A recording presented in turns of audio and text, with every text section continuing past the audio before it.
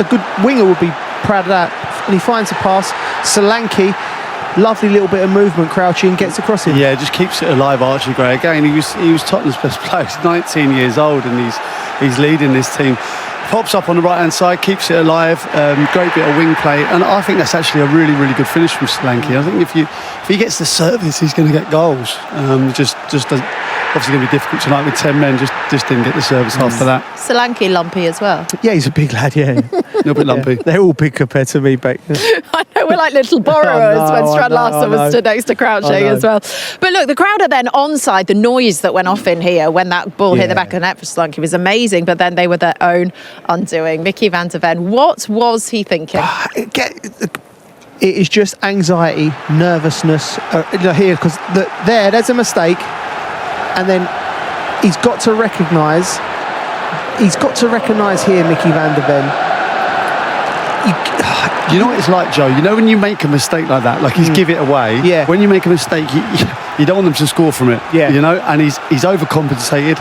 He's got his hand on him. It's a definite foul and a definite red card. And then the game from then on, it's so difficult for them to get back into it. Yeah, Ismaila Sarr with a cool, calm penalty. He was the calmest man in here. He was his beautiful penalty, wasn't it?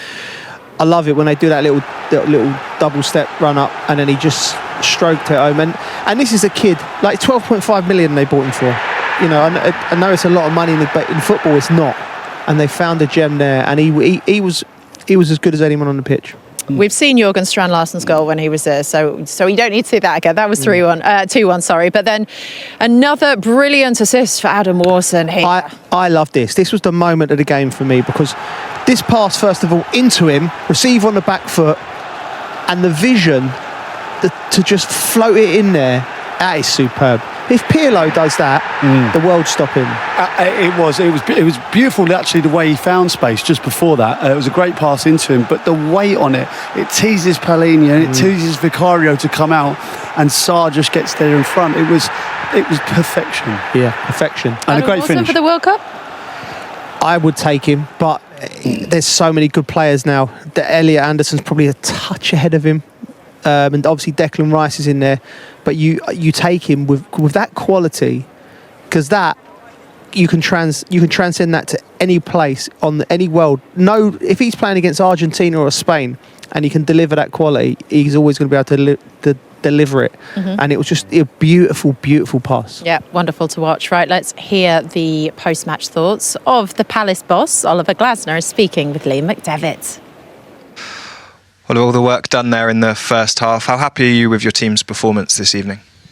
I'm very happy with the first half's performance, especially, and I think even before we conceded the goal, we played well, and I really loved the reaction, because it was, I don't know, 1 or 2 minutes before with the disallowed goal. It was a very tight offside decision, and then poor defending after a corner, and we were 1-0 down, but the reaction then was great, and then came back scoring 3 goals before half-time, and controlling the game was really nice to watch. But also, to be honest, we have to be self-critical in the second half.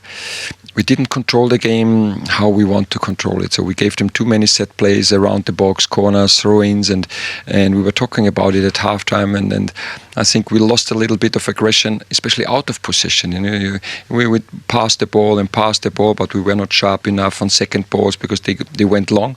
And so is how they got the game into our defending third, and then always things can happen. But at the end, winning 3-1 with all the circumstances, having a new back three, and Dani Munoz gets injured after 15 minutes, and Nathaniel Klein has to come on. So very pleased with the result and with first half's performance. Just quickly on Munoz, I know it's early. What does that injury look like? Yeah, the shoulder. So don't know exactly. He's now in a shoulder. How is it? Brace? Yeah, shoulder brace. We will do further assessments. Hopefully it's not too bad. Strand Larsen a goal, Ismaila Sarr 2, and Wharton with some great assists.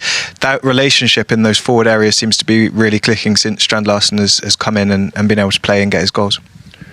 Yeah, all front three, and as I know, it's now always the goal scorers or the assists. But for me, in the second goal, Evan Gouessan had a huge impact because we're losing the ball, and then it's an amazing counter press from him, winning the ball back, and then Adam gets the ball and has of course the quality with a pass, great run from Jorgen and scores. So then, but I see always the team's effort, and so all the attacking players were involved in our goals, and that's how it should be.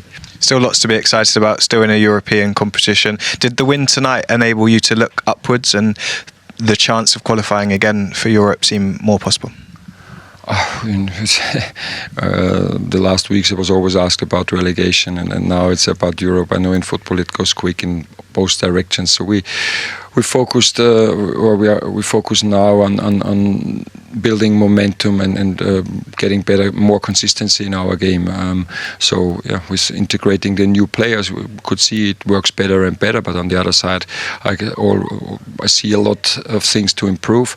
But we're going into the right direction, and we're always competitive in every single game. Even last week or 4 days ago at Old Trafford, with just 8 or 9 terrible minutes against Burnley when we lost the game, but everything else we are now back on track, and we're looking forward to the rest of the season.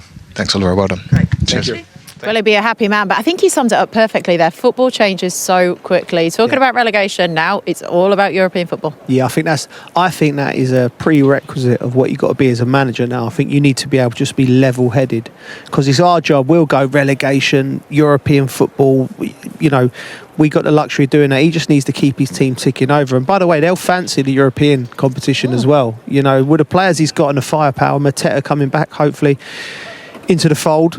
They got Larnaca, but they've already lost to Larnaca actually once. Yeah, but they won't lose to Larnaca now. That team there is a decent Premier League team. You know, losing Munoz tonight with the injury, and Lacroix, I don't know when he's back, but this has been built a very, very good Premier League side. And what they've done, Crouchy, winning the FA Cup, there's some of the players on the pitch there are Palace heroes for the rest of their lives. It's a shame that they haven't really pushed on, but still, they're still there. It still can be an epic season for them. Yeah, certainly can indeed. A really good night for Crystal Palace here at the Tottenham Hotspur Stadium. But for Spurs, the misery continues. 5 Premier League losses on the bounce, no win in 11 games. Igor Tudor has lost all 3 of his in charge. We hope to hear from him next.